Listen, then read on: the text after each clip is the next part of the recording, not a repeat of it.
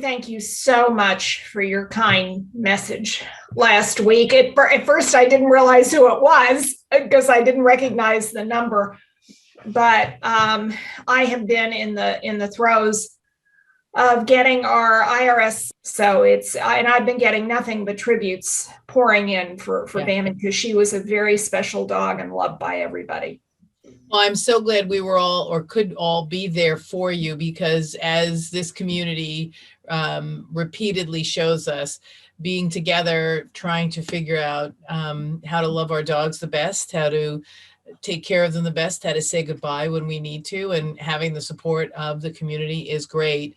This is the MAP call, navigating the trip your pet takes, the journey your pet takes when you can't care for it. And I'm Deborah Hamilton, and I'm so grateful that my colleagues come every Wednesday and we chat about what is really important to us. And so tonight, I'd love to chat about two things at the very beginning. Um, the first is, of course, saying goodbye when, the MAP plan has you planning for your pet if you say goodbye to them. But the most painful part is when we say goodbye to them. And one of our community members, Connie, lost her wonderful Bama, who was 11, correct? She was 11. She had just turned 11 exactly a month before she died. Yeah. And so losing them is, we all know it's going to happen, that it's inevitable, but it's never easy. I always say that we never give up a minute with them to miss these minutes where it's fresh and raw and we've lost them. However, they've blessed our lives. And so we're better people because they were in it. And we all have to believe that when we cross over and transition, that rainbow bridge will be there, and all of our dogs who we miss will be there to greet us. And so it's not a scary place to go. Absolutely. So I'm so glad everyone is here. Saying goodbye to your pets, whether or not they're going because you can no longer care for them or because they need to be released into the better place because they're not feeling very well, which was Bama's issue, is something that takes a lot of courage and a lot of forethought. And that's why, making a MAP plan gives you the ability to know that if something happens to you, they have a place to go. And if something happens to them and you're not able to make the decision because something happened to you, the people you've left in charge of your pets knows what choice you would make because you've told them. As I said a few weeks ago, I've had a case where the person did express the desire to have dogs placed if something happened to her and she couldn't care for the dogs. However, she never wrote it down and she never made it clear that she wanted them back when she got better, if she got better. So the dogs were placed and they aren't coming back, and she did get better and she'd like them back, but nothing was in writing. So of course there's nothing to enforce. So if you become part of the community, you'll understand that making sure you set forth what it is you want to be done with your pets if you can't take care of them short term or long term, as well as what it is you would like their care to be is incredibly important. So I just want to put that out there. I'm going to check in with everyone. I see Sally's here. I know she has one very sad dog because the sad dog's sister was taken away, ripped out of the arms of the family, and brought back into my family. And I can honestly tell you that Roxy didn't miss a beat. She got in the car, she was like, yes. And she sort of likes it here, which makes me feel a little bit better because I always feel like she's happier with Sally and Gordon than she is with me because she's more at the spa than I've ever been. So I really appreciate that my go-to person for taking care of the perfect Roxy is Sally. So how is Athena faring, Sally? Well, she's depressed and she's gone to bed. Well, that could be the weather too, though. It could be the weather, but it's really funny. They come in and they sort of like, oh, no competition. And in very short order, it's like, this is good. I'm okay. And they watch one another. And so I think now that she's gone, she's made the entire rounds of the house looking for her, 5:30 a.m. and this afternoon, and then out to the car. And I took her on the walk and she goes, okay, I get it. she's not here. And then she went to bed. Yeah. And she said, that's it. I have no fun. There's nobody here to play with. I'm done. Yeah. Exactly. Yeah. So she's good. And Roxy would do the same thing, except she has the pain in the hiney here, who is driving her nuts, which would be Junie, the 4-year-old. And he's now sleeping right by my chair. She's in her puppy cup cave, which no one ventures into but her. She's pretty strict about that. So she's in her puppy cup cave and happy as a clam. Susan, glad to see you're back. How's everything going with Maggie? Yeah, I did consult with yet another trainer, and I just want to say to Connie, I'm just so sad for your loss. And, Oh, thank you. I'm really touched that you're able to be here today, because I know how deeply it affected you. And, it's so hard. And We've all been there, and it is. It really is. I lost my dog almost 2 years ago, and I still can break down in tears at the least little thing. And anyway, but yeah, we have to go on, I guess. And that's why you brought good old Maggie in, who's a little different and testing every nerve you have. However, I consulted with a trainer, and she felt that we needed to see a behaviorist with Maggie. And I did a little digging into, that type of person, and seems like it's a bottomless pit and very expensive. I don't know if anybody here has ever worked with a behaviorist, but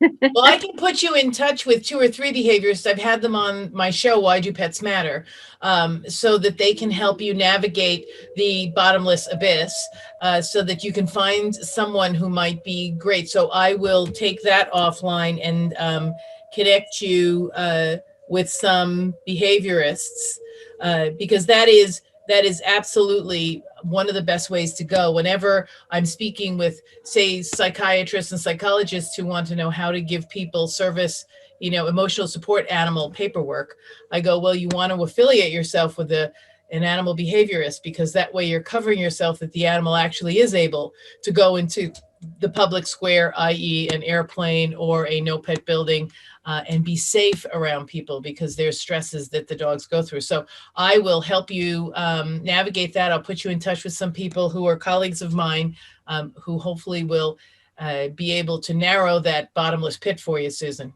yeah, that would be very helpful, Deborah. No problem. Thank you. I will do that first thing tomorrow morning. It's on my list. And so again, Connie, we are so grateful you're here. We know that you've got to get off early. I want to make sure we check in and see exactly how you've been navigating this. It's always heart-wrenching to lose the dog, and it's heart-wrenching for everyone who knows the person who loves the dog, even if you've never met the dog, because we all know how important Bama was to you. So it's probably been tough. She was not only important to me, and she really was my heart dog from the time I brought her home at the age of 12 weeks. She was my foundation bitch. In fact, I turned in my badge at Northrop Grumman, where I was a program manager, after 3 decades with them, and I hit the freeway and went and picked her up. She was my retirement present. Yeah. And she had a very distinguished show career. She had some huge wins and finished her grand championship, and then she retired to motherhood, the results of which are lying at my feet and behind me. Yep. Two more generations. But she also, most importantly, became a certified therapy dog. Yeah. And we read, and Karen, thank you so much for your lovely note. I related this to you in my reply. She read with school kids in LA city and county libraries, a lot of them from minority communities. And she had a fan club from here to Kingdom Come. Selfies with Bammy and huge reading groups with Bammy were absolutely the modus operandi, and all the children's librarians at the different branches we read at adored her. And I got a lot of tributes pouring in from them. And in 2019, which was the last time we had a face-to-face annual meeting of our National Breed Club, she was honored as the Wheaton Ambassador of that year for all her outstanding therapy work. I mean, this was a very special girl. And when she turned 11 on March 27th of this year, I looked at her running in the backyard, chasing squirrels with the other two. And I thought every day from here on in is a gift. Didn't hit me when she turned 10, but it did this year. Yeah. And little did I know. And we got the preliminary autopsy report, and it appears that the likely cause of death was liver cancer, but we cannot rule out protein-losing enteropathy, which is one of the 2 genetic diseases that hits Wheaton's. She was clear for the other one as far as all her lab results, but we're not sure about PLE, and that will be a continual worry because, again, I've got the 2 subsequent generations. Got the genetic makeup in both your future dogs. Exactly. And we have been working with the University of Pennsylvania Vet School since 1995 on these 2 diseases. As of 2010, in fact, Bammy was the very first generation as a pup to do the DNA cheek swabs. We cracked the genetic code for PLN, and so we can test very successfully for that. Unfortunately, my 2 lying here are clear, completely clear for that gene. But right now, Penn Vet, as I speak, is working on developing the testing for PLE. In fact, we're giving the second installment of our grant funding to them from our national club and our health endowment. And we don't have the PLE test yet. So until we do, if I get a diagnosis back that's positive for that, I'm going to be on pins and needles with my 2 and all their siblings. And so that is something I will have to put into the MAAP plan if they are at risk. Right. And P.S., as Connie has shared on other evenings, the AKC Canine Health Foundation provides money to different vet schools who are doing research on different kinds of maladies that show up in dogs. Right. And so I know that you've had an autopsy, and likely whatever comes out of it will be saved for posterity to be used in any study that will come up in the future. Yes, it will. And of course, we are part of the Canine Health Foundation Donor Advised Fund. So we've contributed to a lot of research in that vein. But also we have a big breed database, health database, that we share not only with the results with Penn Vet, but also with all the other major vet schools who are doing research relative to our breed. So she will still be contributing after her death. Absolutely. And you know, really good breeders do that because it is really important to be honest and have transparency about what is occurring in your dogs, because not only does it help the Wheatons, it helps the dogs who, when they get their DNA test, have Wheaton in them, because they could carry this as well. So you might have a Wheaton, German Schnauzer, Poodle, something mix, and knowing what is a genetic issue in Wheatons is really good if you have a dog with some sort of attachment or DNA from those dogs. So you always want to check with the Purebred Dog Club about the dog your dog is mixed with. So if you have a Labradoodle, you want to read everything you can about Labradors and of Poodles, because you never know. That's exactly right. And also, our 2 protein-losing diseases are also shared by other terrier breeds, most specifically the Airedale. Wheatons are one of the 4 long-legged terrier breeds from the British Isles, and Airedales have the same PLE and PLN issues that we do in their genetic makeup, and Penn Vet is following them as well. So we're sharing all the data. Unfortunately, the Kerry Blue people are in total denial, and they are not helping things. You know, it really is important to work with a really good vet school, Penn Vet, Cornell, UC Davis, several more, CSU, who really are putting forward the research dollars and being helped by the AKC Canine Health Foundation to do these kinds of studies to help everybody moving forward, which is really important. So absolutely. I want to send my love. Thank you so much. And again, Kieran and Sally, thank you for all your heartfelt wishes and sympathies. I really appreciate it. Well, that's what this community is for. Not only are we trying to make sure we have a plan for those pets, but in the push comes to shove, we can always use one of us as the person to hold the dogs for a while. I'll fly out to California now that I'm vaccinated, so no worries. I like your part of California. Right. And so not a worry. Kieran, of course, I'm going to check in with you. By the way, ladies, I finally had the opportunity to work with Kieran. I have written the forward. I'm going to get it to you tomorrow, Kieran, so it's almost done. This book that he has written is so phenomenal that when it is published in the UK, we should really look to have it expand here to the United States, unless Kieran has already trying to do that, because Kieran and I had a phenomenal conversation last night. And the only thing that I suggested, which he took very well, was that we should speak about responsible dog ownership from rescue shelters and from breeders, because the book speaks directly as one could understand, because Kieran was talking about rescue shelters and dogs in need of a home from a rescue shelter. However, this book is so comprehensive about telling the story of One-Eyed Leo, telling the story of what the responsibilities are, and then having a checklist for the children in the beginning of the book and for the adults at the end of the book to let you know what it is pet ownership requires. So it was this phenomenal step by step by step by step.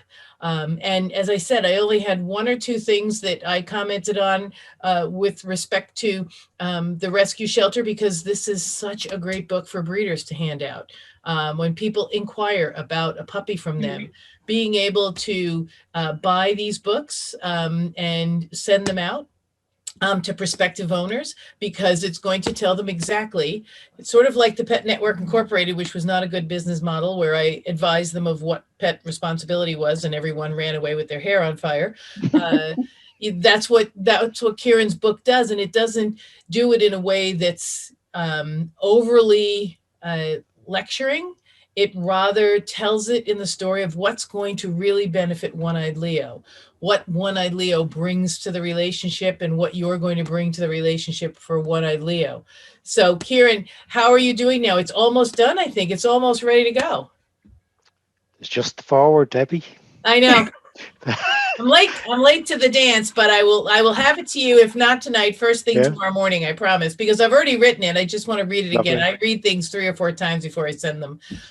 So I want to make sure that it says what it should say. And it's not 5 pages, it's 1 page, because that's more than enough.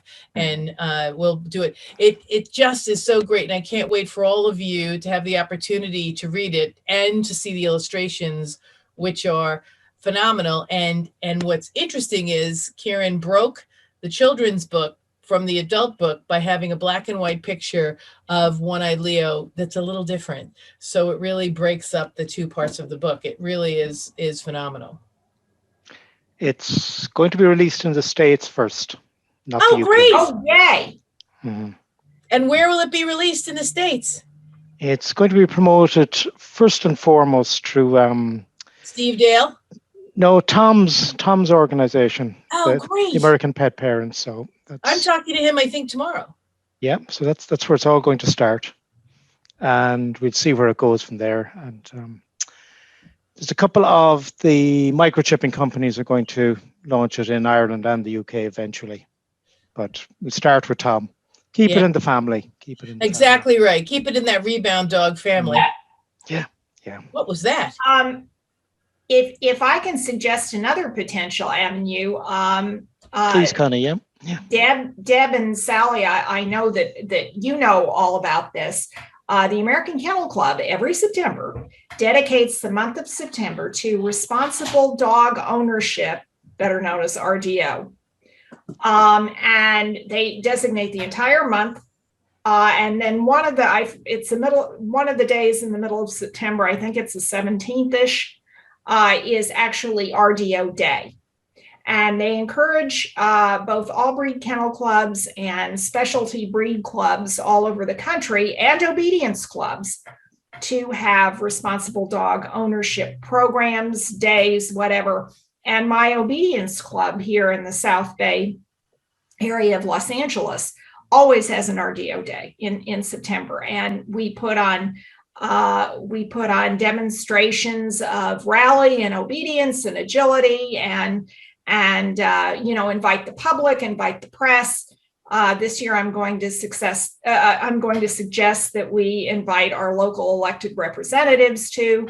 And people are doing this all over the country. So you might want to promote your book as a really good companion to RDO Day, and AKC does have a shop that they promote all the time. So they could the AKC shop, which is on akc.org, their website, would be the place to host it. But that would be a great way to promote your book. So you're in the same thought pattern I am, which is why I softened the rescue shelter to the rescue shelter and breeder, because I want to be able to have Kieran's book accepted by breeders and breed clubs to give to their, breeders, to give out to prospective owners, for the AKC to provide in their store. And when I talk to Tom, I will see if he has connections at the AKC. I might have one or two that I can at least get the book in front of some eyes, which would be great, because I think you're absolutely right, Sally. If we, Connie, if we start now, we could maybe get the book into the mainstream for September. Yeah, and because we're approaching the middle of May already. Oh my God! So this would be the time to do it. Another avenue is the Canadian Kennel Club too. Yep. Yeah, what you want to do when you write the book, which is what Karen and I talked about last night. You want to make sure you're inclusive so that you can call the kennel clubs. Not that it's just a rescue or a shelter book, but rather because all dog ownership is the same. And whether you're getting a puppy from a breeder or you're adopting a dog from a rescue that's young or old, having the list of evaluative questions to ask yourself and lessons to explore is absolutely brilliant. And I'm not sure I've ever seen, and that's not to say it doesn't exist because I don't know everything by a long shot, but I've never seen anything as extensive and as easy to digest as One-Eyed Leo. And I think, if I remember correctly, I am on their Facebook distribution, but I think the CKC also has their version of Responsible Dog Ownership Day or month, whatever they do. I don't know if they call it RDO, but I do know that they continually promote what they call accountable breeders. We call responsible breeders. Right. So CKC is most often in lockstep with what AKC is doing too. Yeah, absolutely. Absolutely. So we're going to have to make sure that we get Kieran's book out there into the mainstream. Also the UKC. Right. The United Kennel Club, which is the alternate registry to the AKC. Right. Because we really want to make it mainstream for people to understand what dog ownership really entails. And sometimes that despite the fact they read it and they know it's way over their head, they'll still get a dog. But this way, at least you have some awareness of what it means to have a dog whelping box until the Rainbow Bridge. And the good news is that if breeders give this out, this can be a talking point for the rest of the dog's life so that you can provide the mentorship. Today, I was speaking with Kara Snafty, who is a behaviorist, a dog behavior consultant. So a friend of mine, Susan, that I'll put you in touch with. She's in Europe, but she can probably help you here in the United States as well. And she said that what happens often is that you buy a dog from a breeder, you sign the contract, you do everything, and I know this from my cases, that you have to do because you want to take the dog home, and you usually never read the contract, which is very sad. Even from a rescue, you never read the contract. I swear, if I had $1 for every person who said, no, I didn't read the contract, I just wanted the dog, I would be able to retire. So what you want to do is you really want to facilitate that ability to know the questions to ask, to set up the mentorship with the breeder or the rescue, because the only way these relationships, when the going gets rough, the rough get going, the only way these relationships are going to sustain and thrive is if everybody recognizes their responsibilities as well.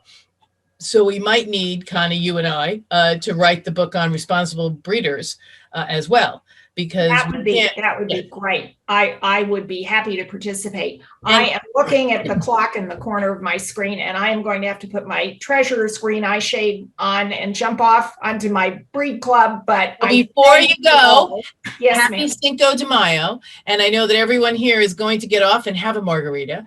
So Right. until we see you again, Connie, you take care, put your green shade on, and tell them how the money's going. Absolutely, you betcha. Thank you all. I love you all. We love you. Love you. We'll see you Okay, next Connie. week. So it just is amazing that this book is there, and hopefully Connie and I will be able to really put together. I know that every breed club has a principles of integrity or some sort of outline that breeders sign. Well, not everyone, but most of them do. And if we could parallel a book for breeders like the one Kieran wrote for puppy buyers and puppy owners, that would, I think, close the circle and create that ability to understand your responsibility as the breeder, not just your responsibility as the puppy owner. And I think that piece is missing in a number of relationships, which, as Kara said today, she worked with someone, an older gentleman who got a cattle dog puppy, and he's like in his 70s. And I don't know if any of you know what a cattle dog is like, but it makes an Irish setter look lethargic. So they're very busy dogs, and he wanted to give it back to the breeder. And when Karis had spoken to him and said, call the breeder, see what she wants to do, all she did was berate him for not going to a trainer, and told him that, just live with it for 3 years. Why would you give this dog away? You're a terrible owner if you give this dog away, which of course will probably result in him giving the dog away without telling anybody to an inappropriate home. So that's why we as breeders really have to listen to our owners when they call and say they're in over their head, they're barely treading water with the dog. We need to, A, help them if we can, B, take the dog back if we need to, and not take the dog back in anger and in accusatory situation, but rather recognizing that this is what's best for the dog. And I think that's what Karis always talked about in the podcast that'll be coming up in a few weeks, being able to understand what's best for the dog and not punishing anybody because choices were made that didn't happen to work out. I keep saying that all the time. Kieran and I talked about this last night when, we were talking about what will happen to the dogs of COVID when people go back to work. Well, what should happen to them is help people take responsibility for the dogs and give them options so they can keep the dogs. But if they can't keep the dogs, it's better to take the dogs back. I don't know, Kieran, wasn't that part of what we talked about last night? Giving people the opportunity to know what to do with the dogs if they really can't keep them. Mm-hmm. It's all about, I suppose, testing the resolve from day one. Yep. Testing the resolve of the choice to get a dog or not. Okay, so with COVID, probably be behind the curve on that one, but then it's testing the resolve. Is that the only decision in the world to resurrender the dog? Yeah. No, and it's not. But what you need to do is have, what I loved about the book is it gives you so many different options. And so if somebody needs to surrender the dog, absolutely appreciate and acknowledge how people feel. They feel like they're drowning. And once you appreciate and acknowledge how they feel, they are so much more open to hearing about alternatives. But if you start with, oh, you're just lazy and you don't want to walk the dog, or you're just cheap and you don't want to hire a dog walker, or you're just this or you're just that, that doesn't engender a really good conversation for the benefit of the pet. Mm-hmm. It really is important. So since it's Cinco de Mayo and I have a whole pitcher, no, I don't, but I would like to have a whole pitcher of margaritas in my refrigerator, and I'm having tacos for dinner, I would like to wish everyone a very happy Cinco de Mayo. Does anyone have any questions? I know I'm getting my forward to Kieran before I drink the margaritas tonight. And then I will check in with Sally and Athena. And Susan, you're good with Maggie. Everything good? You're talking to trainers? I am talking to trainers, and I kind of feel a little bit guilty that maybe because when we got Maggie, my husband got sick soon after we got her, and there was a lot of stress in our household, and I'm wondering if that's what brought on this behavior that she has. So I'm struggling with a little bit of guilt on that end. So. You know what the good news is? You're in this group that is going to absolutely help you be guilt-free. There's always a rainbow. There's always a pot of gold at the end of the rainbow. So you're here. You know that we're here to support you. And each day you're taking a step to further understand Maggie and what's going to work for her. And you're keeping in touch with the breeder. You're calling trainers.